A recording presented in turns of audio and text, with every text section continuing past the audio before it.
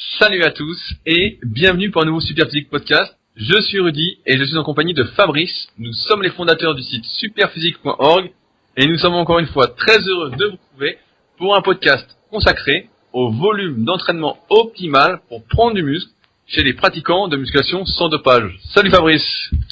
Salut Rudy. Alors avant de commencer, pour introduire ton sujet, je voulais parler de quelque chose qui s'appelle la méthode Tabata. Je ne sais pas si tu en as entendu parler, donc je vais résumer rapidement la chose.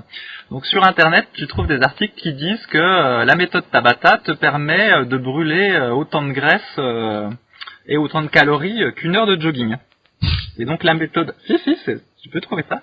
Et donc la méthode Tabata, en gros, c'est 20 secondes d'effort intense, 10 secondes de repos, donc voilà, 30 secondes, et tu répètes ça 8 fois de suite. Et donc, grosso modo, ça te fait un entraînement autour de 4 minutes. Et donc, ces 4 minutes, comme la partie de 20 secondes est très intense, sont censées être aussi efficaces qu'une heure de jogging pour perdre du poids. Et je vais continuer mon explication après. Voilà. Et donc, j'étais très étonné de cette chose-là parce que une heure de jogging, c'est quand même beaucoup, ça brûle quand même pas mal de calories. Et imaginer qu'en seulement 4 minutes, tu puisses avoir l'équivalent d'une heure de jogging, ça me paraissait beaucoup. Alors, une des justifications du truc, c'est que après l'effort, tu continues à brûler encore des calories. Et comme c'est un effort intense, tu vois, tu continues à en brûler plus. Donc, il y a les calories brûlées pendant l'effort, pendant tes fameuses 4 minutes. Et puis tu as les calories que tu vas brûler en plus par derrière parce que donc c'est un effet qui s'appelle sa post-combustion. Et donc au final, c'est censé être mieux qu'une heure de jogging. Et donc j'ai cherché sur internet un peu des choses là-dessus quoi. Et tu tombes sur plein d'articles comme ça, mais tu sais comme c'est internet maintenant en fait tout le monde se repompe les uns et les autres et au final t'arrives pas à avoir une vraie source de l'information. Donc en fait tout le monde se fait du ping-pong et se renvoie. Et si tu juges la crédibilité de la chose par rapport au nombre d'articles que tu trouves sur internet, bah effectivement tu dis bah merde, la méthode Tabata, 4 minutes. Et encore, c'est même pas 4 minutes d'effort, hein, parce que c'est 20 secondes d'effort, 10 secondes de pause, 20 secondes d'effort, 10 secondes d'effort. Donc au final, tu dois avoir 2 à 3 minutes d'effort, puis putain, ça vaut une heure de jogging, merde. Bref. Et donc, du coup, je remonte à la source de ce truc-là, et c'est basé sur une étude faite par un japonais qui s'appelle Monsieur Tabata, en 1996. Et en gros, le protocole de test, c'était... T'as 14 personnes, donc t'as un groupe de 7 personnes qui vont faire du vélo 1 heure par jour, du vélo stationnaire 1 heure par jour, 5 jours par semaine, pendant 6 semaines. Et tu as un autre groupe qui va faire donc le protocole Tabata, entre guillemets, qui va consister à faire 20 secondes de vélo stationnaire à toute vitesse, le plus qu'ils peuvent, 10 secondes de repos, 20 secondes de vélo stationnaire à toute vitesse, 10 secondes de repos, hop, et ils répètent ça 8 fois. Donc, grosso modo, ça dure 4 à 5 minutes, cette affaire-là. Et pareil, 5 jours dans la semaine, pendant 6 semaines. Et à la fin, donc il analyse les résultats, et il s'aperçoit que les deux groupes ont progressé en endurance, donc il fait un test de VO2 max, et il voit que les deux ont progressé. Et par contre, que le groupe qui faisait l'alternance d'efforts intenses et repos, lui a également progressé en capacité anaérobie, ce que n'a pas eu le premier groupe. Et donc du coup, il en conclut, peut-être qu'un protocole comme ça, avec un entraînement fractionné, est plus efficace pour développer les deux qualités qu'un entraînement, plus classique, d'endurance classique. Voilà. Mais sa conclusion ne présage absolument pas de la perte de gras ou des calories brûlées. Elle est juste celle que je donne là. Et si tu regardes un petit peu plus l'étude, ça dit qu'en fait, les 14 personnes qui étaient participants à celle-ci étaient tous des sportifs. Donc il y en avait qui faisaient du foot, du basketball, de la natation. Et donc, en plus, manifestement, de ce que leur faisait faire le professeur, ils avaient leur entraînement habituel. Donc tu vois, celui qui faisait la méthode Tabata, c'est-à-dire le protocole Tabata, c'est-à-dire les fameuses 4 minutes tous les jours, très probablement, en plus de ça, ils faisaient aussi leur foot, leur basket, tout ça, leur basketball, etc. Et donc, je ne sais pas par quel truchement, mais en gros, cette petite étude-là est devenue que 4 minutes de Tabata permet de brûler l'équivalent est meilleur qu'une heure de jogging pour perdre du gras. Alors après, je me suis dit, creusons un peu cet aspect post-combustion, c'est-à-dire les calories que tu brûles après l'entraînement parce que tu t'es entraîné. Donc je cherche, c'est pareil, tu tombes sur des tonnes d'articles, de blogs, qui n'ont pas de vraie crédibilité. Et j'arrive quand même à tomber sur quelques études entre guillemets scientifique, et en gros, ça dit que cet effet post-combustion va de 5 à 15% des calories que tu as brûlées pendant ton entraînement. C'est-à-dire que toi, Rudy, quand tu fais 1 heure de canoë-kayak, qui est une activité très calorique, mettons que tu en perds 800 kilocalories sur ton heure, comme c'est intense, on peut dire qu'après l'entraînement, dans le cadre de la récupération, tout ça, tu vas brûler 15% supplémentaire, donc on va dire 800 multiplié par 15%. Ouais, tu vas rajouter 120 calories, quoi. Voilà, donc en gros, toi, tu vas peut-être être à 950. Alors que quelqu'un qui n'avait pas fait 7 heures d'effort intense que tu fais, mais qui à la place avait fait 2 heures de marche rapide, par exemple, il aurait aussi brûlé 800 calories, mais en 2 heures, alors que toi, tu l'as brûlé en 1 heure. Mais lui, par contre, il aurait eu un effet post-combustion, tu vois, peut-être plus proche de 5%. Donc, au final, en cumulant tout, il aurait brûlé un petit peu moins de calories que toi, parce que ces 2 heures d'effort étaient moins intenses que ton 1 heure à toi. Bref. Mais de là à dire que en faisant 3 à 4 minutes de Tabata, tu vas brûler que l'équivalent d'1 heure de jogging, tu peux faire tous les calculs que tu veux, on n'y est pas, quoi. Bah, c'est con parce que moi j'étais presque partant là pour faire plus que 4 minutes d'effort. Parce que dans un précédent podcast, on a dit que justement avec notre vie sédentaire, on faisait pas assez de cardio, et je me disais ah non mais attends, s'il faut faire 1 heure de marche tous les jours, c'est chiant. Je me disais 4 minutes de saut sur place, c'était pas mal quand même. Mais c'est tout à fait l'argumentaire qui est utilisé. Mais attends, j'insiste bien, c'est pas 4 minutes d'effort en fait. Hein, c'est 20 secondes d'effort, 10 secondes. Donc en fait, t'es plus proche de 3 minutes. Et en plus, le pire, c'est que le protocole d'origine, ils font du vélo stationnaire, donc ils vont à fond sur le vélo stationnaire pendant 20 secondes. Et sur Internet, maintenant, tu trouves des déclinaisons avec des exercices comme des pompes. Donc tu vois, tu fais 20 pompes, tu te reposes 10 secondes, tu fais 20 squats à vide, tu te reposes 10 secondes, tu fais 20 pompes, tu te reposes 10 secondes, tu fais un squat à vide, tu répètes ça 2-3 fois, et c'est censé être la méthode Tabata qui est l'équivalent d'1 heure de jogging, et en bonus tu vas être balèze parce que tu as fait 20 pompes. Mais tu vois, tu lis des trucs comme ça, mais sincèrement ça fait peur. Mais non, mais surtout ce qui fait peur, c'est que tout le monde répète les informations de tout le monde sans les vérifier, sans ce que tu as fait. Et au final, on en arrive à des absurdités. C'est incroyable. De toute façon, pour croire que 4 minutes, donc 3 minutes d'effort plus 1 minute de repos est l'équivalent d'1 heure d'activité physique, même à basse intensité, quand même, faut quand même pas beaucoup réfléchir. Hein. Bah ouais, non mais le truc c'est que t'es vraiment envahi, quoi. Je cherchais des infos donc, et finalement tu finis presque par en être convaincu parce que c'est tellement répété partout sur YouTube, tout ça que enfin. Non mais. Et donc du coup ouais. Non mais c'est vrai que c'est incroyable quand on y pense que tu vois, c'est un peu l'argument du HIIT. Après on parlera de notre sujet du jour, mais c'est un peu comme le high intensity interval training où on dit bah oui c'est mieux de faire du fractionné, tu brûles plus de calories, etc.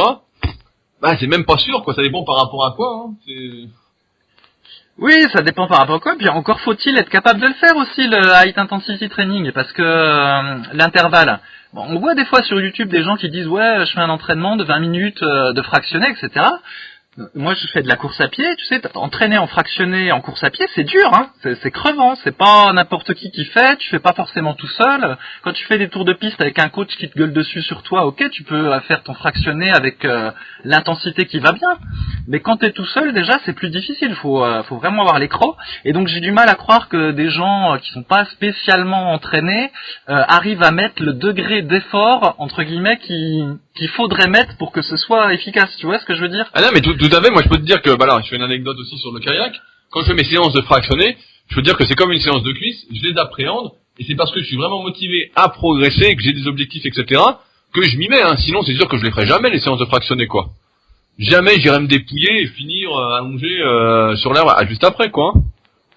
Voilà, donc du coup j'étais un peu choqué de voir que finalement on proposait maintenant à des sédentaires de faire, tu vois, quelques minutes d'entraînement soi-disant intense à la place de cardio de basse intensité qui était la recommandation originelle, tu vois, pour aider à perdre du poids sans se bousiller les articulations pour celui qui est sédentaire. Enfin bon bref, du coup j'ai vraiment eu l'impression d'une régression au niveau de la connaissance comme d'habitude. Mais bon, l'idée était d'introduire le sujet justement sur le volume d'entraînement, ou pour dire que bah voilà, trop ça va pas, mais trop peu ça va pas non plus. Non mais c'est vraiment marrant quoi de voir que cette société c'est vraiment la loi du moindre effort. On veut faire croire aux gens et beaucoup de gens y croient parce que ils ont peut-être le recul ou les connaissances suffisantes de se dire que mais attends, on nous prend pour des cons quoi. De se dire évidemment que 4 minutes d'effort ça sert à rien quoi. C'est mieux que rien mais 4 minutes quoi. Tu vois 4 minutes c'est le temps de faire un étirement non? Tu vois c'est comme si tu disais je fais ma séance d'étirement 4 minutes. Non mais ouais t'as fait un étirement quand tu t'es tiré les ischio-jambiers. Puis si tu t'es crispé c'est intense. Parce que t'as manqué d'air, t'as une dette d'oxygène, mais après tu vas brûler un peu plus de calories. Oui, mais c'est ça. Ah mais moi je propose de faire du tabata mais allongé sur le canapé. Tu bouges que les jambes. C'est très très vite en ciseaux là. 4 minutes. Ça me fait penser à, tu sais, mais ça c'est passé de mode, c'était les plateformes de vibration, où là c'était pareil, t'étais censé juste te poser sur la plateforme, tu vibrais dans tous les sens, et tu te musclais, et tu perdais du poids en même temps. Je crois que c'était les power plates, non? Ouais, c'est ça, c'est les power plates. Et là c'est complètement passé de mode. Maintenant, t'en trouves des fois dans les salles, mais c'est dans un petit coin. Mais à un moment donné, t'avais carrément des salles où t'avais que des power plates. C'est le truc de fou. Non, mais c'est le truc de fou, mais on voit encore une fois que, c'est... personne ne vérifie rien, donc tout le monde répète les mêmes conneries que tout le monde, et puis au final, à la fin, si tout le monde répète la même chose, en général, c'est que c'est bon signe. Moi, j'ai envie de dire, comme à chaque fois, c'est quand même très mauvais signe. Et j'invite tous ceux qui nous écoutent à remettre en question, mais tout ce qu'on raconte nous, et tout ce que vous voyez ailleurs en plus, mais vraiment, quoi. Sinon, la vie va être compliquée. Alors maintenant, pour enchaîner sur le sujet du volume d'entraînement, tu l'as très bien précisé, y a pas mal de dérives. Nous, on a surtout connu la période d'en faire très peu, parce qu'on n'était pas très doués, parce qu'il y avait des gourous du net qui disaient que, comme on n'était pas les plus doués du monde, il fallait faire peu de volume d'entraînement, qu'on pouvait pas récupérer en faisant un très gros volume d'entraînement. Donc c'était les méthodes d'Arthur Jones, de Mike Menzer, de Stuart McRobert, etc., dont on a déjà parlé dans un précédent podcast. Et aujourd'hui, en fait, on assiste complètement à l'opposé, avec des volumes d'entraînement qui sont proposés, qui sont, j'ai envie de dire, gargantuesques. À un moment, on rigolait pas mal en critiquant les programmes qu'on trouvait dans Flex Magazine, donc un vieux magazine de muscu qui n'existe plus, où on voyait des mecs faire 5 à 6 exercices pour les pectoraux, avec 4 à 5 séries par exo, faire 25 séries pour les pecs. On se marrait, on se disait non mais c'est pas possible. Et maintenant, on voit des programmes qui sont préconisés, où on peut voir jusqu'à 30, 40 séries pour les pectoraux dans la semaine, sous couvert de trouver ce qu'on appelle le volume d'entraînement maximal qui va permettre de récupérer et de générer une adaptation musculaire. Alors sur ce sujet, j'ai essayé de me documenter, parce que j'en voyais énormément de personnes sur les réseaux sociaux qui font énormément de volume et qui utilisent des abréviations qui peuvent sembler compliquées lorsqu'on s'y intéresse pas. Et donc je me suis procuré un e-book qui s'appelle Renaissance Périodisation, je crois. Je suis plus trop sûr du titre parce que ça fait un petit moment que je l'ai fini. Et justement, dedans, ils abordent comment trouver le maximum de volume d'entraînement qu'on peut faire et récupérer. Ils partent du principe, en fait, que plus on va en faire, et plus on va pouvoir générer une adaptation, un progrès important. À l'inverse, si on ne fait que le minimum qui va générer une adaptation, on n'aura qu'un minimum de progrès. Alors, la théorie... c'est marrant, c'est exactement le contraire de ce qu'on disait. Excuse-moi, je dis c'est marrant, c'est vraiment le contraire de ce qu'on pensait avant. Ou au contraire, on disait qu'il fallait en faire juste ce qu'il fallait pour pas non plus trop pomper dans sa récupération et pouvoir se réentraîner entre guillemets le plus vite possible. Et exactement, et c'est là où je voulais en venir justement, c'est que la théorie donc part du principe que si on arrive à supporter et à récupérer d'un haut volume d'entraînement, donc beaucoup plus important que ce qu'on fait actuellement, beaucoup plus important que le minimum qui va générer une adaptation, eh bien on va progresser plus rapidement. Donc ça c'est la théorie. Et c'est vrai que cette théorie peut être supportée par notamment, je pense, le CrossFit. C'est vrai que quand le CrossFit est apparu et a été popularisé sur le devant de la scène, on a pu voir des exemples en termes de volume d'entraînement qui étaient assez astronomiques. À l'époque, en tout cas nous, on se disait déjà que faire une séance d'entraînement par jour, c'était déjà beaucoup, et même trop pour la plupart des individus. Et on a vu avec le CrossFit, en dehors des notions de dopage qu'on a déjà abordées ensemble, on a vu des gens s'entraîner, qui s'entraînent même 2 fois par jour, des fois 3 fois par jour, alors qu'ils font des siestes, qui optimisent tout, etc. Ils s'entraînent donc à haute intensité, un peu plus long que le Tabata, et qui pourtant continuent à progresser. Et je pense que ça a contribué justement à populariser ces hauts volumes d'entraînement, à faire penser, du moins en théorie, que more is better. Et c'est vrai que c'était une phrase qu'on avait sur le forum. À l'époque, on disait toujours more is better. Et en fait, le vrai truc, c'est que j'ai envie de poser la question, et c'est la question à laquelle on va répondre. On part malheureusement souvent du principe que l'entraînement des champions est l'entraînement que nous devons faire pour atteindre leur niveau, en oubliant que ces champions-là n'ont pas fait cet entraînement-là du début pour arriver jusqu'où ils en sont, mais que ça a été une évolution progressive. J'aimerais rebondir là-dessus, sur le volume d'entraînement optimal, et parler un peu des antécédents sportifs.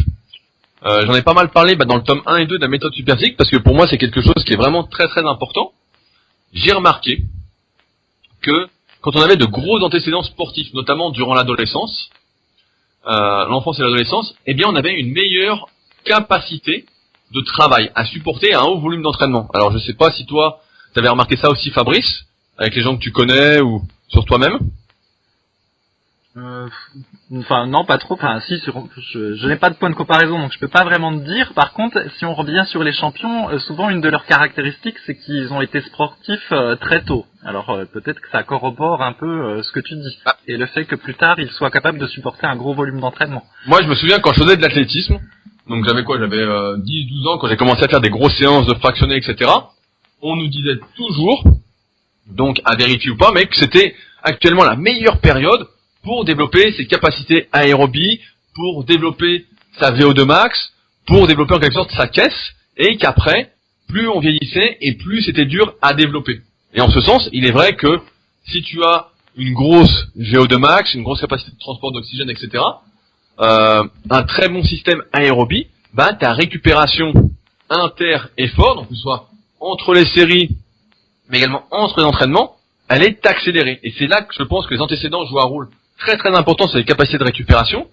C'est que lorsque tu n'as jamais fait de sport durant ton adolescence, ton enfance, du moins pas de manière intense, tu as juste barboté, on va barboter dans la piscine les pieds en l'air, quoi, t'as pas du tout les mêmes capacités que la personne qui s'est entraînée assidûment 2, 3, 4 fois par semaine, voire plus si elle était dans un cursus de haut niveau. Et c'est là, je pense que il faut quand même relativiser ce que font les champions, parce que si vous étiez encore une fois un champion, nous on fait pas ces podcasts pour les champions, les meilleurs, mais on fait ce podcast pour les gens qui sont plus comme nous, c'est-à-dire qui sont pas très doués, qui ont pas des super antécédents.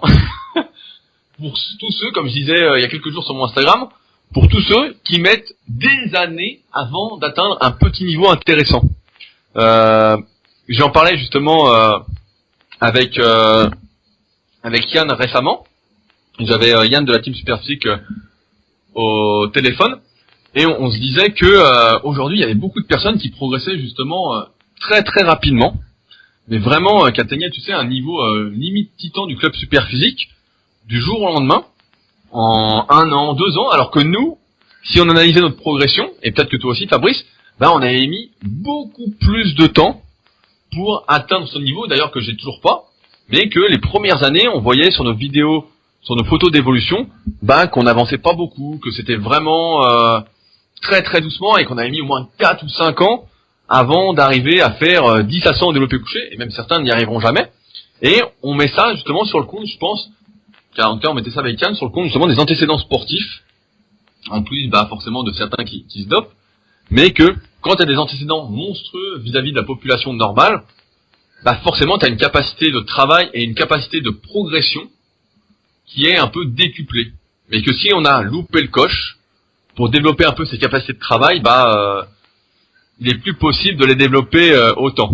Bien évidemment qu'une amélioration soit toujours possible, plus on vieillit, et ça on est bien placé pour le savoir, surtout toi Fabrice, moins on peut progresser, du moins dans cette capacité de travail. Donc si je résume, toi tu dis que ceux qui sont, les athlètes, les très bons athlètes, ils arrivent à supporter un gros volume d'entraînement, déjà parce que ça fait longtemps qu'ils s'entraînent, 2 parce qu'ils ont commencé tôt, et 3 parce que peut-être ils sont aidés avec des produits dopants. C'est ça ce exactement, exactement, et que si t'as pas fait le sport justement au bon moment, car tu as pensé intellectuellement au bon moment, là où tu devais normalement bien te développer, t'es un peu condamné, quoi. Condamné. Ça veut dire que ton potentiel, t'as pas maximisé ton potentiel au moment de l'adolescence, et donc du coup tu vas plafonner plus tôt. C'est ce que tu sous-entends. Bah, que tu vas pouvoir supporter un moins haut volume d'entraînement et récupérer beaucoup moins facilement de ces hauts volumes. En tout cas. Et c'est là que j'aimerais introduire donc une notion importante qui permet justement de déterminer quel est le volume d'entraînement optimal pour chaque individu. Alors après, on a des normes. On peut peut-être en parler un petit peu avant. Et si je vais te faire participer, Fabrice, quelles sont les normes que nous recommandons ce Superphysique en termes de nombre de séries par muscle et par semaine? Ah, bah alors, je connais pas tout par cœur, mais on va voir si on a les mêmes. Donc on va dire pour un pratiquant de niveau intermédiaire. Oui, Alors, bah voilà. comme ça. Nous, de toute façon, on parle pour le débutant, pour le pratiquant débutant et intermédiaire, les confirmés savent déjà ce qu'ils doivent faire ou pas pour progresser, ils se connaissent déjà assez bien. Alors, pectoraux, on va dire 2 à 3 exercices et puis 3 à 4 séries. Donc ça fait, allez, entre 9 et 12 pour les pectoraux. Voilà, on est d'accord. Alors, pour les épaules, allez, ça va être 2-3 exercices. Allez, 3 à 4 séries aussi. Allez, on va dire entre 8 et 11, peut-être un petit peu moins, entre 7 et 10. Ça dépend si tu fais un mouvement de poussée ou pas. Ok. D'accord. Non, mais je suis assez d'accord, mais de toute façon, je sais qu'on aura pratiquement le même avis parce que là, on a fait les programmes Superphysique il y a un moment et tu les connais presque par cœur aussi. Bon. Allez, les biceps, il faut 2 exercices, allez, 3-4 séries à chaque fois, donc on va être entre 6 et 8 à peu près. Les triceps, c'est pareil, entre 6 et 8, 2 exercices. Les cuisses, bon là c'est un peu plus compliqué, on va dire, ça dépend, soit tu en fais 2 pour les quads et 2 pour les ischios, ou soit, allez, t'en fais 3, genre squat, hack squat, fente. Donc on serait, du coup, entre 3 x 4, 12, entre 12 et 16, entre 12 et 16 séries pour les cuisses et les ischios. Les mollets 4 séries, les abdos, allez, 4 séries plus gainage, et puis le dos, faut faire pas mal de séries quand même. Un mouvement de tirage vertical, un mouvement de tirage horizontal, un mouvement de tirage oblique, ça fait 3 x 4, une douzaine de séries pour le dos.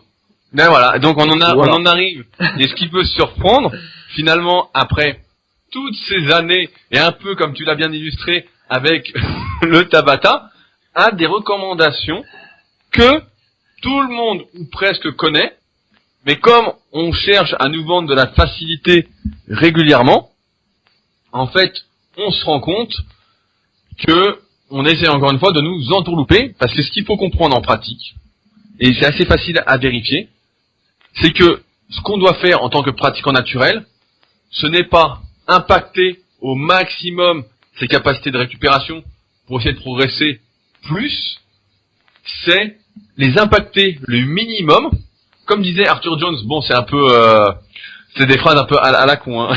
Mais il disait, en exagérant, il disait il suffit d'une seule balle pour tuer un éléphant. Tu te souviens de cette phrase à la con? Oui, je me souviens ça, et en fait, Mike Menzer disait... Vas-y, tu voulais dire? Mike Menzer, il disait, une fois que la lumière est allumée, t'as pas besoin de l'allumer une deuxième fois. Ah, c'était beau aussi. Et donc, en fait, en tant que pratiquant naturel, ce qu'on doit faire, c'est déclencher, c'est faire le minimum de volume requis pour être capable de générer une progression et pouvoir se réentraîner rapidement, du moins plus rapidement, que si on avait fait un haut volume. Autrement dit, quand on est un pratiquant sans dopage, il n'existe pas de progrès plus important avec un plus haut volume d'entraînement, parce que le volume important, quand on est le progrès important, finalement, comme on le programme, ça va être quoi? Ça va être de rajouter 1 kilo sur cette barre à la prochaine séance, ça va être de rajouter une répétition par-ci ou par-là. En fait, il n'y a jamais cette explosion qu'on pourrait nous promettre, comme un peu avec le Tabata, tu l'as dit, cette surconsommation calorique après. Là, c'est pareil, il n'y a pas en fait de surprogrès parce qu'on en ferait plus. Et j'ai même envie de dire que plus on va en faire, et donc plus ça va impacter la récupération donc musculaire, mais également sa récupération articulaire, sa récupération tendineuse, plus on en fait et plus on s'use. Et c'est pourquoi on est plutôt partisan, il faut le dire, de faire ce qu'il faut pour progresser et de ne pas faire des séries finalement qui seraient improductives, qui n'aideraient pas à progresser. Il n'y a pas d'intérêt en tout cas à en faire plus tout le temps si ça ne génère pas plus de progrès. Alors après, je comprends que certains, ça leur fasse plaisir de s'entraîner, etc. Mais Si c'est pour brasser du vent, ça n'a pas d'intérêt. Et c'est là que j'introduis donc ce que je voulais dire tout à l'heure, ce que j'appelle la notion de perte tolérable. En clair, ça définit en musculation la limite à partir de laquelle, lorsqu'on rajoute une série ou un exercice, ça devient contre-productif. Comme nous, vous le savez très bien, c'est normal de perdre de la force de série en série, de ressentir une certaine fatigue lorsqu'on change d'exercice, de ne pas être à 100% sur chacun de ces exercices parce que on a déjà forcé un peu auparavant. Mais pour chaque personne, il existe, donc on vous a donné des moyennes tout à l'heure, Fabrice vous a donné des moyennes de volume d'entraînement à la séance et par muscle. Il existe pour chaque personne une limite temporaire en termes de volume d'entraînement qui s'exprime justement par une perte intolérable de force, une chute drastique d'une série à l'autre, d'un exercice à l'autre. Donc en clair, en pratique, pour déterminer son juste volume d'entraînement, il faut s'arrêter justement avant d'avoir été trop loin et avant cette perte non tolérable. Sans quoi, effectivement, ça n'aura servi à rien. Et je vais prendre un exemple. Si vous faites 4 x 10 à 80 en développé couché et vous vouliez faire une 5e série, qu'à la 4e vous en faites que 7, là c'est une perte de force drastique. Et donc ça n'avait pas d'intérêt, ça va plutôt impacter tout le reste de votre séance et ça va ralentir votre récupération entre les séances. Encore une fois, il faut la bonne dose d'effort pour générer le progrès, sachant que le surprogrès n'existe pas. Je me souviens, ça me fait penser aux effets différés de l'entraînement. Tu te souviens de cette notion, Fabrice ? Moi, je crois, on n'en parlait pas aussi avec les répétitions négatives, les répétitions excentriques de ces effets différés. Si, tout à fait. Tout à fait, c'est ça, oui. Ouais. Donc, les effets différés, en fait, c'était une théorie qui a longtemps circulé dans le milieu de la préparation physique et notamment des techniques de musculation un peu folkloriques, de dire que comme on faisait certains efforts qui étaient très très intenses, eh bien les effets de ce type d'entraînement, comme ça nécessitait, on avait vraiment tapé fort sur sa récupération, il fallait plusieurs semaines de récupération entre guillemets pour profiter de ces effets-là. Et en fait, le problème, c'est qu'en pratique, aucune étude n'a jamais démontré des effets différés d'entraînement très intenses. Qu'en pratique, je ne sais pas qui a remarqué ça. On en avait parlé justement avec Aurélien Broussal et Olivier Bollier dans un podcast il y a quelques années. J'aurais posé des questions puisque ils entraînent des équipes olympiques, des équipes nationales dans différents sports. Savoir s'ils avaient déjà remarqué ces effets différés. Et justement, ils n'avaient jamais rien remarqué de ces effets différés. Et là, c'est un peu pareil avec le volume d'entraînement. Il n'y a pas d'effet différé en fait. Les effets sont soit il y a progrès, soit il n'y a pas progrès en fait. Et plus l'effort va être intense, plus l'effort va être important, si on parle en termes de volume d'entraînement, et plus cela va nécessiter de récupération, si, étant donné que ça génère un progrès et qu'on n'ait pas outrepassé ses limites, ses capacités de travail. Et c'est pourquoi... Voilà, attends, je vais donner un peu de concret après. Attends. Je vais donner un peu de concret avec des exemples parce que j'ai peur qu'on perde les gens. Donc, imaginons un débutant qui fait du développé couché, il veut absolument progresser au développé couché. Donc, nous, on lui dit qu'il faut qu'il commence par faire 3-4 séries. Et lui, il est plein de bonne volonté, il se dit, bon, je vais pas en faire 3 ou 4, je vais en faire 10. Comme ça, mon organisme va super surcompenser pendant la semaine. Et la prochaine fois, j'aurai gagné 2 reps ou 3 reps parce que j'aurai fait 10 séries de couchés.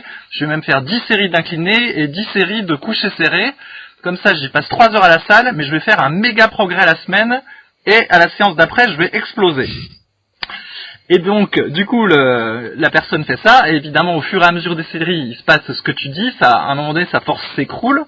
Il finit par perdre en congestion aussi. Vous savez, souvent, la congestion peut être un indicateur quand on a trop dépassé de volume. Et qu'est-ce qui va se passer à la séance d'après, Rudy? Est-ce que vraiment il aura gagné 3 reps au coucher ou 10 kilos parce qu'en récompense à toutes ces séries qu'il a faites? Eh ben, bien évidemment, non. Parce que on ne peut pas faire naturellement des bonds comme ça de progrès. Ça n'existe pas, en fait. C'est vraiment, ça n'existe pas, donc en fait cette théorie du survolume, nous on a connu, comme on disait, l'inverse en fait, n'aboutit à rien, et je dirais même ça aboutit au fait de prendre plus de risques, d'avoir plus de chances de se blesser en fait, tout simplement. On voit bien de toute façon quand on en fait trop, moi je le vois là, je fais beaucoup de kayak comme je disais, je vois bien que quand j'en fais trop en kayak, et je sens que même si ça n'outrepasse pas mes capacités de récupération globales, je sens que niveau tendineux, ça fait pas du bien quoi. Je sens que j'en ai trop fait. Et pourtant, je pourrais supporter le Oui, volume d'un point de vue général, on peut dire. Oui, bah il y a l'aspect articulaire que nous on ressent plus parce que maintenant on est sur la quarantaine alors que Oh là à là 20 là ans, là là, l'aspect moi je suis sur la articulaire, on le trentaine. sent moins. Ah oui, t'es sur la trentaine. Bon, et ben 20 ans on le sentait moins. Mais maintenant, donc toi sur la trentaine et moi sur la quarantaine, on sent au niveau articulaire et qui nous indique que c'est pas bon, mais même sinon rien que on peut tester de faire vraiment un gros volume d'entraînement et on s'aperçoit qu'on progresse pas plus vite, voire même on régresse à la séance d'après. Et moi je me souviens pour les répétitions négatives, qui était aussi une forme d'augmentation du volume d'entraînement et en même temps soi-disant d'intensification de la série, où ça disait quand tu fais des séries négatives, bah, tu te pousses loin, tu peux rajouter plein de séries, puis dépasser complètement ton niveau de force, pour après faire une hyper super compensation. Et je m'étais amusé aux extensions triceps à un bras, c'est facile, tu peux t'aider de l'autre bras. Donc du coup tu peux faire des tas de répétitions négatives, tu peux t'éclater. Comme au curl pupitre, tu peux faire des répétitions forcées avec l'autre bras. Et donc comme moi les triceps sont un point faible, j'ai déjà fait le test vraiment plein de fois de rajouter des tas de répétitions négatives, des tas de répétitions trichées, et le fait est que la séance d'après, quoi, il se passe rien de plus que quand tu les as pas fait. Donc éventuellement tu vas gagner une rep, éventuellement tu vas pouvoir mettre 1,5 kg de plus, mais t'as pas de gain supplémentaire, voire même tu régresses. Donc il y a bien un volume minimum à avoir, mais effectivement dès qu'on en fait un peu trop, on n'a pas de gain, voire on progresse pas, et en plus on a mal aux tendons et aux articulations. Bah, tu fais bien de dire ça parce que justement, Donc, je voulais identifier un peu les facteurs qui influençaient sur le volume d'entraînement optimal en quelque sorte. Bah, donc il y avait l'âge, évidemment. Quand on est plus jeune, bah, on l'a tous senti, on tolère plus facilement un haut volume d'entraînement que quand on vieillit. Tu l'as dit, bah, on sent que articulairement, quand on en fait trop, on le sent vite, quoi. Alors qu'avant, tu sentais rien, t'avais un petit truc, une heure après, c'était disparu. J'ai envie de dire, il y a aussi le niveau. Plus on a un niveau élevé, plus les charges sont conséquentes, et plus ça va impacter le niveau de récupération générale. C'est pas compliqué de comprendre que si on fait du développé couché à 50 kg, on peut faire plein de séries. À l'inverse de si on fait du développé couché à 100 kg, bah ça n'a pas du tout le même impact, rien que d'un point de vue nerveux ou musculaire. Pareil, il y a le type d'exercice. Alors là, pareil, on voit sur ces hauts volumes d'entraînement qui sont conseillés, c'est rarement conseillé avec des programmes avec des exercices polyarticulaires, des exercices vraiment efficaces. Ça va plus être sur des exercices à la con comme le curl concentré ou le curl araignée, parce que forcément, faire plein de séries sur des exercices d'isolation, ça fatigue beaucoup moins, ça entame beaucoup moins la récupération que de forcer sur un exercice comme le squat ou le curl incliné ou encore les tractions pré-supination. Plus un exercice met de muscles en jeu et plus ça impacte la récupération, plus il est taxant, donc forcément moins le volume d'entraînement peut être élevé. Quand on fait des exercices qui n'usent pas, qui ne fatiguent pas, bah ouais, on peut en faire plein, mais les progrès de son vont pas durer très très longtemps. T'as également l'intensité, ça c'est assez facile de comprendre aussi. Entre un début de cycle de progression où on force presque pas et une fin de cycle de progression où on va forcer, l'impact physique n'est pas le même. Moi ça m'arrive personnellement d'augmenter un peu mon volume d'entraînement en début de cycle de progression, de faire une ou deux séries de plus pour essayer de construire une base un peu plus solide à exploiter ensuite et de la réduire dès que l'intensité monte. Forcément, si on force pas, à un moment justement on opposait l'entraînement extensif de l'entraînement intensif, et on sait très bien qu'à un moment il va falloir forcer pour progresser, et donc que l'entraînement ne peut plus être extensif et seulement basé sur more is better. Et j'ai remarqué également qu'en fonction de sa morpho-anatomie, les dégâts causés par l'entraînement n'étaient pas les mêmes, notamment en fonction des longueurs osseuses et musculaires, surtout si on n'adaptait pas ces exercices. De mon expérience, plus on est long, plus on a des bras longs, des jambes longues, etc., et plus on peut souffrir de la notion de surétirement. Et dans ce cas-là, plus la récupération va être longue. Donc les solutions, c'est soit d'en faire moins, soit de changer d'exercice, soit d'adapter l'amplitude des exercices qu'on fait pour que notre morphoanatomie n'impacte pas trop le volume d'entraînement qu'on peut faire. Ouais, l'exemple classique, c'est au développé couché où tu te retrouves avec des courbatures qui durent 5 jours à l'insertion des épaules. Ouais, moi c'est plus sur les cuisses. Je sens que comme j'ai les tibias et les fémurs très longs, je sens que quand je fais du squat ou même du squat avant, j'ai des courbatures qui durent extrêmement longtemps dans les fessiers, dans les adducteurs, malgré le fait que je prenne pas forcément un écartement très large. Et en plus, on parle de squat avant où je suis assez droit. Donc, c'est vrai que les mauvaises courbatures sont aussi un bon signe que, on a déjà parlé, que l'amplitude qu'on utilise à l'entraînement, soit n'est pas adaptée, ou soit qu'on n'est pas assez échauffé, ou qu'on n'a pas la mobilité suffisante pour faire ces exercices comme on les fait. Il y a également, je pense, un point important, c'est la génétique, ce que je définirais plus comme la typologie musculaire. On sait, si on simplifie un petit peu, que les fibres lentes sont des fibres qui vont récupérer plus rapidement que les fibres rapides. Ça s'exprime assez bien par notre caractère d'entraînement, c'est-à-dire que si on est explosif à l'entraînement, donc je schématise, je prends les extrêmes pour que ce soit bien compréhensible, si on explose à l'entraînement, on est explosif, c'est-à-dire qu'on a beaucoup de fibres rapides, et les fibres rapides récupèrent beaucoup moins rapidement que les fibres lentes, les fibres dites aérobies. Donc la typologie joue énormément, c'est pour ça que certains, par exemple, arrivent à récupérer facilement, on en parlait tout à l'heure des capacités de travail, mais si on a fait beaucoup de sports d'endurance, entre guillemets, durant son enfance et son adolescence, forcément, on a développé un métabolisme aérobie, on est plus efficace, et donc on va récupérer plus rapidement, mais en musculation, en tout cas, mieux vaut être pourvu en fibres rapides qu'en fibres lentes, même si c'est quelque chose qui est plutôt génétique. Et enfin, il y a l'investissement, pour moi, qui est hyper important, on en parle vraiment pas assez, je pense, c'est le temps consacré à récupérer activement. Donc je sais que beaucoup d'entre vous ont déjà du mal, entre guillemets, à trouver du temps pour s'entraîner 3-4 fois par semaine, mais aujourd'hui la mode est à ne pas laisser la récupération se faire seule, à ne pas être dans l'attente, mais à récupérer activement, c'est-à-dire faire des automassages, mettre des vêtements de compression après l'entraînement, prendre des bains froids, faire des étirements légers, faire des séries légères, etc. Car il y a plein de choses à faire pour récupérer activement, et plus on va faire de la récup active, et plus forcément on va pouvoir supporter un haut volume d'entraînement, du moins trouver son volume d'entraînement optimal qui va être plus élevé que celui qui ne fait que récupérer passivement. Et puis, évidemment... Ouais, t'as employé le mot la mode, ce qui laissait à supposer que c'était péjoratif, mais en fait ce que tu voulais dire c'est que ça c'était des techniques entre guillemets nouvelles qui permettaient de récupérer plus rapidement, dont on n'avait pas connaissance avant ou qu'on pratiquait pas autant avant. Mais tu l'entendais pas de manière péjorative. Non, pas du tout. Non, si des fois vous avez l'impression que je critique ou pas, je critique pas. Si jamais, mais non, ça c'est des trucs, c'est vrai que, tu vois, par exemple, les vêtements de compression, moi j'ai une tenue, j'en ai pas souvent, parce que là il fait chaud en plus en ce moment, on fait ce podcast là, mais j'ai une tenue de compression Under Armour, mais vraiment où t'es saucissonné dedans, et c'est vrai que, de mes tests, quand tu la mets après un entraînement, donc moi je mettais ça pour dormir, après une grosse séance, le lendemain tu te lèves et t'as moins de courbatures en fait. Tu sens que t'es un peu plus léger, etc., donc j'ai ça pour le haut et pour le bas. Les bains froids j'ai du mal avec le froid, donc ça j'ai pas trop testé, j'ai testé un petit peu, mais ça me crispe plus qu'autre chose. Et pareil, les automassages c'est quelque chose que je pratique qui est assez récent entre guillemets, même si ça fait que Christophe Cario en parle depuis plus de 10 ans. Maintenant, c'est même plus, largement plus de 10 ans. C'est quand même bien démocratisé aujourd'hui, mais c'est vrai qu'avant on laissait la récupération se faire et on faisait rien pour l'accélérer. Et c'est vrai que plus on va prendre de temps là-dessus, et plus notre volume d'entraînement optimal va pouvoir être élevé. Du moins, on va pouvoir en supporter plus et progresser.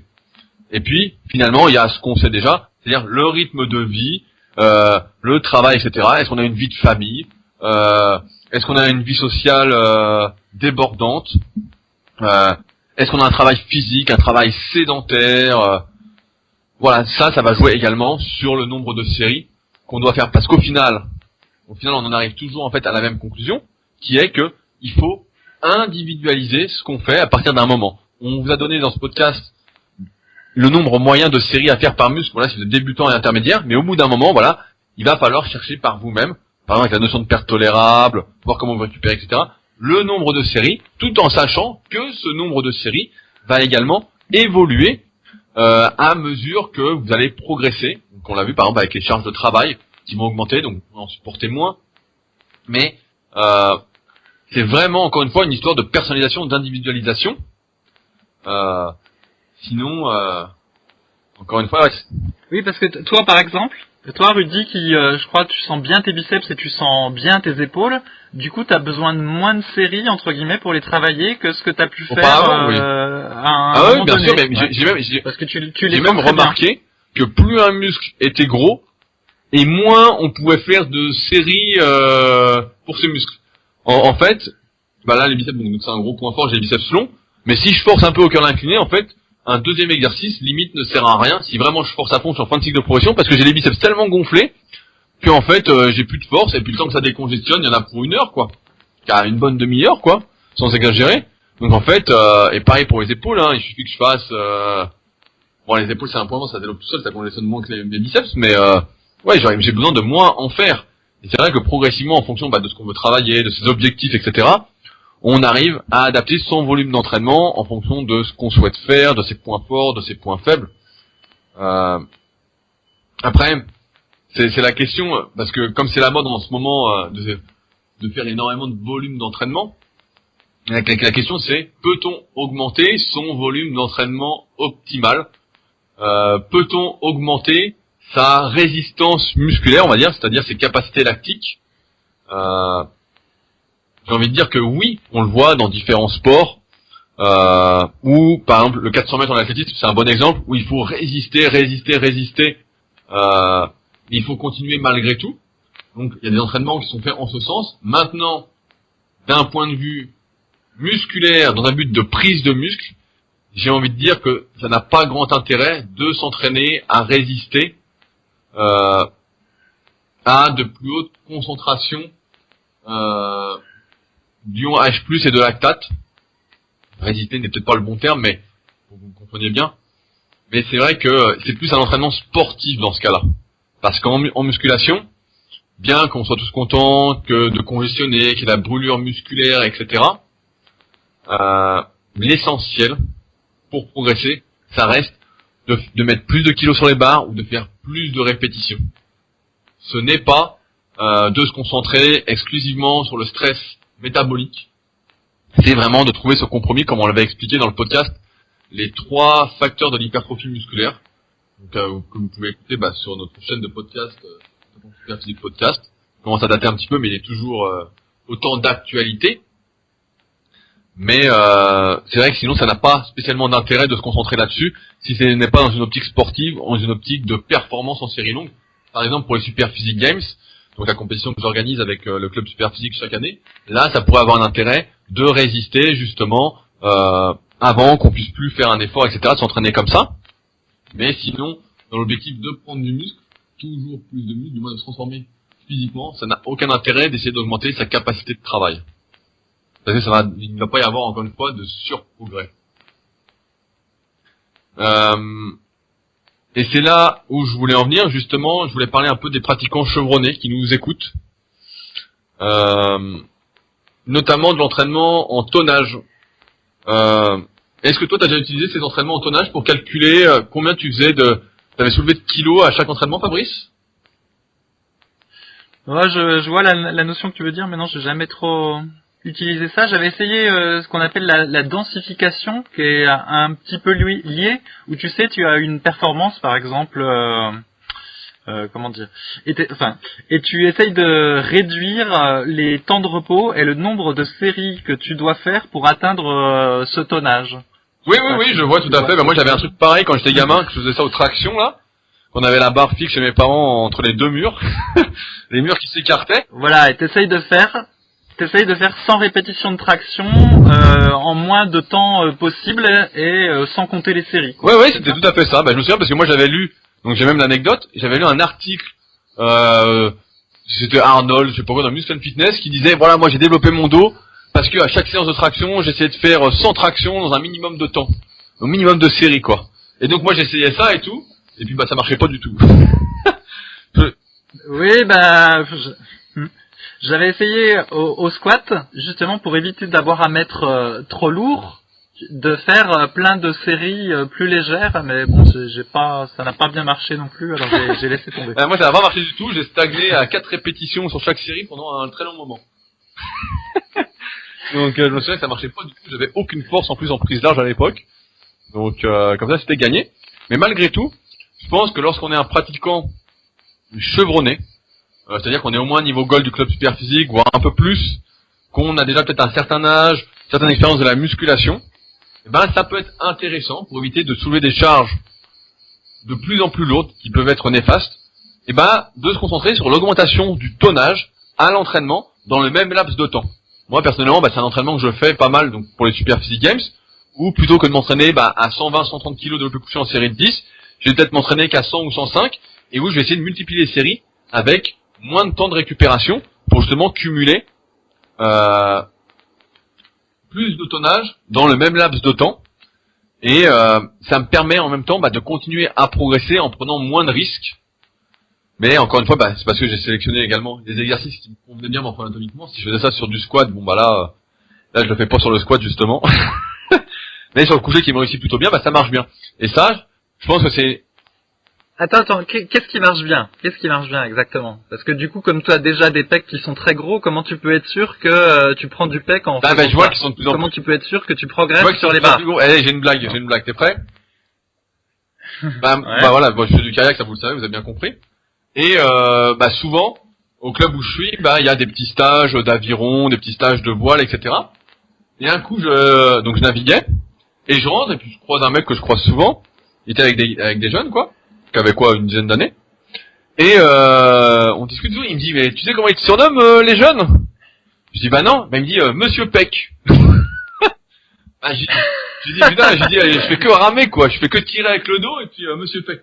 Et tout ça pour dire, en fait, que, comme les pecs c'est un point fort, en fait, je vois que je prends encore des pecs, Je vois que, au fur et à mesure où je progresse dans mon tonnage, donc après, c'est pas un tonnage si léger, je m'entraîne à peut-être 60% de mon maxi, C'est pas si léger. Et je fais entre 5 et 10 séries de 10, c'est ça mon cycle actuel. Je rajoute une série par semaine. Et je vois que je prends des pecs, je continue à prendre des pecs, alors que, pour progresser sur mes séries, longtemps que j'ai pas fait ça, mais les séries de 10 avec 3 minutes de récup à 120 ou 125 kilos, là, il faudrait que je sois en super forme en plus, donc c'est un entraînement qui ne nécessite pas forcément que je sois en super forme pour que ça passe. Et surtout, ça nécessiterait que je sois vraiment, super forme, que je prenne peut-être un peu de poids, un peu de gras, que je ralentisse les activités autour, etc. Que je prenne des risques pour ma santé articulaire et tendineuse. Parce que même si le coucher me convient bien, plus c'est lourd et plus il y a de risques pour les articulations. Et donc ça me permet de continuer à prendre des pecs, comme l'ont dit les jeunes, Monsieur Peck, mon gars. Là, tu utilises l'excuse du tonnage pour faire du German volume training. Non. La honte. Et d'ailleurs, c'est très bien expliqué, cette notion de cycle de progression en tonnage, dans le magnifique livre, le guide de la musculation naturelle. Est-ce que tu l'as lu, Fabrice, au moins? Et écoute, tu me l'as envoyé, je te remercie, mais je l'ai pas lu pour pas qu'il perturbe la propre écriture du mien. Et voilà, je t'envoie des cadeaux. Je vais le lire après. Et puis, tu lis pas tout ce qu'il faut lire, voilà. Mais j'ai écrit la préface sur la base de ton sommaire. Je supposais que ce que tu y avais mis correspondait au sommaire. Mais non, parce que si je le lis, après je vais perdre la fraîcheur dans mon propre travail d'écriture, Rudy. Donc ça ne peut pas se faire. Mais là, tu nous donnes un secret, là. Tous les jeunes maintenant vont faire du tonnage pour les pecs en espérant avoir les tiens. Ils vont oublier que toi t'es pratiquant confirmé puis que ça fait 15 ans que tu c'est pour ça que j'ai dit pour les pratiquants chevronnés qui veulent diminuer les risques, etc. Passer par une augmentation du volume de travail peut être intéressant si on cherche à augmenter son volume musculaire en prenant moins de risques. Tu sais, on avait fait un article, tu te souviens le tout premier article qu'on avait fait chez toi justement où je transpirais, où j'étais dans le noir et tout, notre toute première vidéo. Justement. Oui, sur le nombre de répétitions par série. Et on en était venu justement à cette conclusion qu'à partir d'un certain niveau, augmenter toujours les charges était dangereux et que donc dans ce cas-là, il fallait peut-être mieux faire des séries plus longues. Et moi, comme je suis peu adapté aux séries longues, mon alternative, ça a été plutôt de multiplier le nombre de séries en diminuant les temps de récupération pour faire en quelque sorte, pour continuer à progresser sans avoir augmenté particulièrement les charges. Tu vois, en fait, ça reprend un peu ce qu'on avait dit dans ce tout premier article. D'ailleurs, l'article était plutôt bien, mais la vidéo était vraiment horrible. Vraiment dans le noir, et puis c'est moi qui m'étais sacrifié pour faire la première vidéo. Donc, forcément, j'avais été jeté en pâture. T'as progressé depuis, Rudy. Mais alors attends, je finis sur ton histoire de pec pour les auditeurs. Je décortique tous tes secrets. Donc du coup là, tu vas faire donc tu commences par faire 5 séries de couchers. Après, tu augmentes petit à petit pour atteindre les 10 séries dans un temps de repos fixe. ensuite tu vas augmenter un peu les kilos, et tu vas repartir à 5 séries, Voilà. et à nouveau essayer de atteindre 10 séries sur un temps imparti. Ok. Et du coup, est-ce que tu fais un deuxième exercice ou un troisième exercice de développé couché quand tu atteins les Non. 10 séries? Enfin, Ouais, est-ce ouais. que tu réduis les Bah, séries tout à qui fait, suivent, par du rapport à coup? ce que je dis tout à l'heure, voilà, ça va être intéressant. C'est que si je suis en début de cycle, je fais 5 x 10, bah, je suis pas trop fatigué, donc je fais d'autres exercices.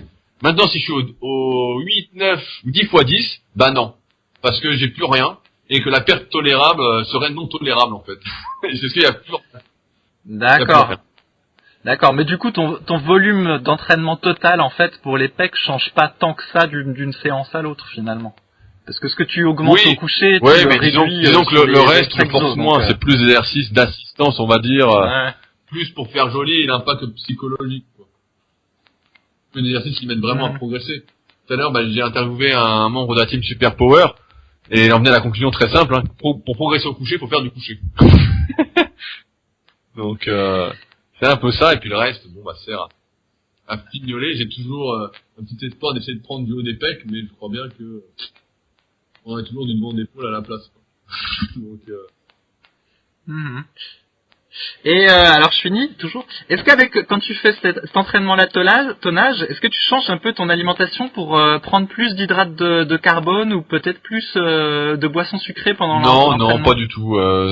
Bah, pour moi, tout ça, c'est, tu sais, il y a des modes comme ça. On dit voilà, à l'époque, on passait le BE. On disait voilà, si vous faites un entraînement de force, faut manger plus de lipides et plus de protéines et moins de glucides. Si vous faites un entraînement pour le volume, blablabla, faut manger plus de glucides, un peu moins de protéines, un peu moins de graisse. Nanana. Mais pour moi, tout ça, en fait, c'est des conneries parce qu'à partir du moment où tu prends tes 2 grammes de kilos de protéines par kilo de poids de corps, pour 1 gramme de lipides par kilo de poids de corps environ, hein, et bien après, tu modules avec les glucides et point.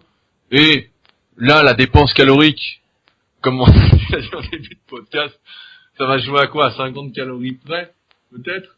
Allez, à 100 calories près. Donc en fait, c'est incalculable et vraiment pas vraiment gérable parce qu'en plus, ça dépend ce que tu fais dans la journée ou comment tu vas te dépenser. Enfin, c'est pour ça que j'ai jamais été trop partisan de moduler sa diète en fonction du cycle d'entraînement entre guillemets qu'on fait. Et encore moins si c'est un jour de repos ou un jour d'entraînement.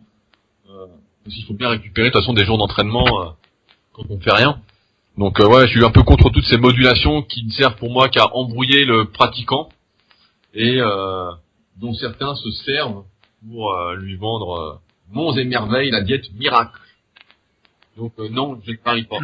Mais ouais, non, d'accord. Parce que je te posais la question, moi je voyais pas le truc si simple, parce que j'ai constaté que quand j'augmentais un peu le volume d'entraînement, tu vois, en faisant beaucoup plus de séries, à l'époque où j'avais testé justement le German Volume Training, que si tu manges trop peu, après tu te retrouves, t'es tout plat en fait. Tu vois, le lendemain puis les jours suivants, c'est comme si ton muscle il se rechargeait pas au niveau glucidique, tu vois.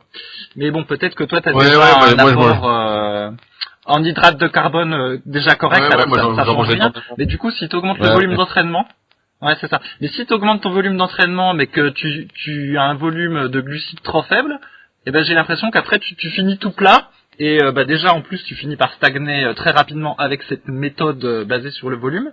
Et puis et en plus tu te sens pas. Ouais, non, mais je vois exactement ce que tu veux dire, mais tu dois pas manger beaucoup de glucides à mon avis. À mon avis, tu manges trop de pizza, toi. Enfin allez. Mais non, mais je te parle de ça, il y a des années. Et ouais, c'est... Non, mais en conclusion, voilà, on en arrive de toute façon finalement toujours au même. C'est qu'il y a des moyennes qu'on a pu faire au fil des années, des moyennes qui étaient peut-être déjà connues en plus auparavant. Moi, quand j'ai démarré sur les forums de muscu, je me souviens, c'était déjà ça, hein. En 2001, il y avait Nico qui avait son site à l'époque qui n'existe plus. Et déjà, il préconisait, voilà, en moyenne entre 6 et 12 séries par muscle par semaine, quoi. Et c'était déjà là, et c'était ce qui était éprouvé, etc. Et aujourd'hui, encore une fois, avec le volume d'entraînement, bah voilà, on essaye de nous vendre un truc on pourrait essayer un peu plus vite, sauf que bah on progresse rarement très vite quand on est naturel, sauf si on a, comme j'ai remarqué, de gros antécédents sportifs, qu'on a une grosse capacité de travail, etc. Un gros potentiel à exploiter. Sinon, encore. Non mais pour le volume, bon après je sais pas bien ce qu'il y avait dans ton e-book, mais moi j'ai l'impression qu'ici il s'appliquait vraiment à la musculation, mais on tourne un peu en rond parce que dans les années 70, Arnold et compagnie, ils avaient l'habitude d'aller 6 fois dans la semaine à la salle avec 2 entraînements par jour et ils entraînaient chaque muscle 3 fois par semaine. Tu vois, donc c'était un gros volume d'entraînement avec une grosse fréquence. Ensuite il y a Mike Menzer qui a mis le curseur dans l'autre sens. Il y a Stuart McRobert qui ont mis aussi le curseur complètement à l'opposé en disant que le pratiquant naturel il devait s'entraîner que 2 fois par semaine et le muscle 1 fois par semaine. Et sur Flex Magazine, les professionnels des années 90, ils s'entraînaient souvent plus. C'était fini l'époque d'entraîner un muscle 3 fois par semaine, mais souvent ils le faisaient quand même 2 fois. Enfin bon. Et du coup, moralité, nous dans les années 2000, quand on était sur notre forum, même si effectivement il y avait des gens peut-être comme Jean Texier ou d'autres qui disaient entre guillemets ce qu'il fallait, c'était quand même un peu noyé par rapport à divers auteurs. Tu vois ce qui se faisait à l'époque de Schwarzenegger, ce que recommandait McRobert, et du coup c'est pour ça qu'on a eu du mal à trouver la bonne moyenne et à démêler le vrai du faux. Donc tu vois, c'était pas si simple. Et j'ai l'impression que là, de ce que tu décris, on reviendrait un peu à une époque comme celle d'Arnold où il faut faire plus de volume pour espérer plus de progrès. Tout à fait. Nous tournons en rond, Fabrice, mais je suis extrêmement d'accord avec toi. Nous tournons en rond tout le temps. Ce sont des cycles. Et pas des cycles de progression. Des cycles de régression. Je suis d'accord. Voilà, et d'ailleurs en plus, on a à nouveau cet extrême avec le Tabata dont j'ai parlé au début où 4 minutes et c'est des programmes miracles pour perdre du poids, et puis de l'autre côté l'e-book que tu as lu où au contraire le but du jeu c'est de supporter le plus de volume d'entraînement possible pour progresser le plus vite possible. Donc à nouveau on a un extrême. Ben voilà, les extrêmes ne sont jamais bons, et je pense que ce sera la conclusion de ce podcast. Est-ce que tu voulais rajouter quelque chose, Fabrice? Non, ça va. Comme d'habitude, si ce podcast vous a plu, je compte sur vous pour nous aider et nous soutenir. Je vous rassure, c'est gratuit. En laissant un petit commentaire et une note de 5 étoiles sur le Super Physique Podcast. Donc directement sur l'application podcast si vous êtes sur iPhone ou directement sur PC ou sur Mac si vous avez iTunes. Donc en tapant Super Physique Podcast, en laissant un commentaire, ça égaye nos journées. On regarde sans arrêt, car moi je regarde régulièrement avant de faire les podcasts. On était, avant ce podcast, à 235 commentaires. Donc nous montons, encore une fois, c'est le progrès. On ne sait pas se contenter chez Superphysique. Il nous faut du progrès. Donc merci à ceux qui prendront le temps de nous soutenir, pour nous remercier de tout ce travail, de toutes ces anecdotes de vieux, surtout celles de Fabrice, moi je suis encore très jeune. Et si encore une fois vous avez également des idées de sujets, n'hésitez pas à nous contacter. Je mettrai les liens, comme d'habitude, dans la description du podcast, pour ceux qui veulent aller plus loin et qui ont des idées de sujets qu'on n'aurait pas encore abordés et que vous souhaiteriez qu'on aborde. Sur ce donc, on se retrouve très bientôt pour un nouveau podcast. Salut!